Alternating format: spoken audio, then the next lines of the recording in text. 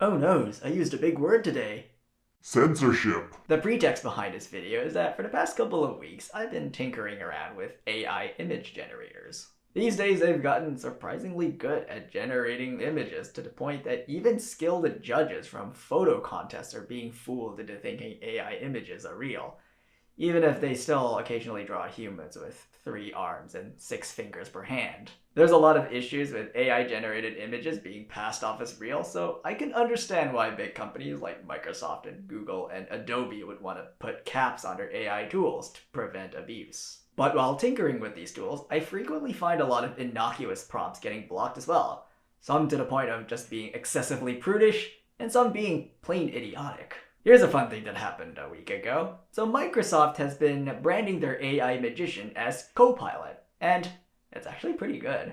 Copilot uses OpenAI technology under the hood, so it's basically ChatGPT, but with a Microsoft coat of paint. One of the things I like about it is that you can use it to brainstorm ideas for fictional characters, good for writers, and then ask it to generate an image based on what it came up with. It generates an image prompt, which it then passes on to Copilot Designer, which is basically Dolly under the hood. And it's free. On one such occasion, we came up with twin brothers who are riding their bikes down a path surrounded with brightly colored fall foliage, who stumble upon a lost puppy behind a bush and then work to reunite it with its owners. Such a sweet and heartwarming feel-good story that's been told a bajillion times already, I asked it to generate an image of the scene. Copilot said, sure, generated a prompt, passed it to designer, and it was blocked for being inappropriate. Seriously, a prompt that Copilot itself generated was blocked by Copilot for being inappropriate.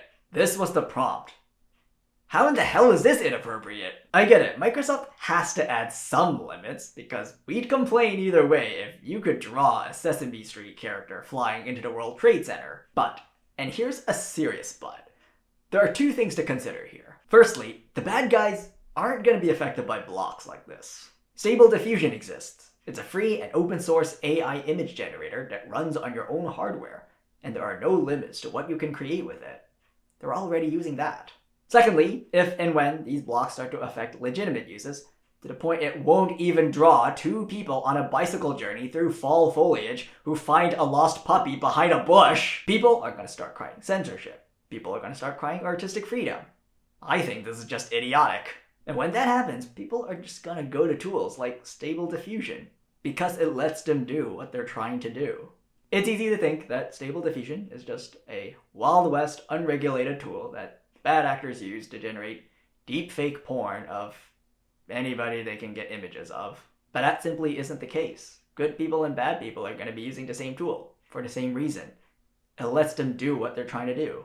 There is no way to make a tool that only angels can use and demons cannot. A hammer that can't be used to bash a skull can't be used to hammer in a nail. A saw that can't be used to dismember a limb can't be used to cut wood. A camera that can't be used to create revenge porn can't be used to expose governmental corruption. I'm not saying that we should look the other way when people misuse these tools. Far from it.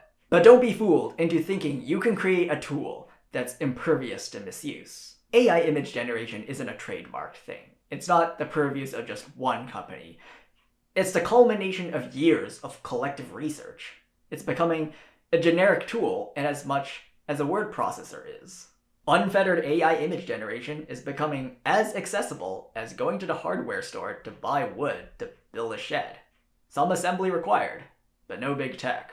And we have to ask ourselves whether or not these content blockers are actually doing their job, or if they're just blocking the good guys without stopping the bad guys. Future Enoch, I'll see you next week.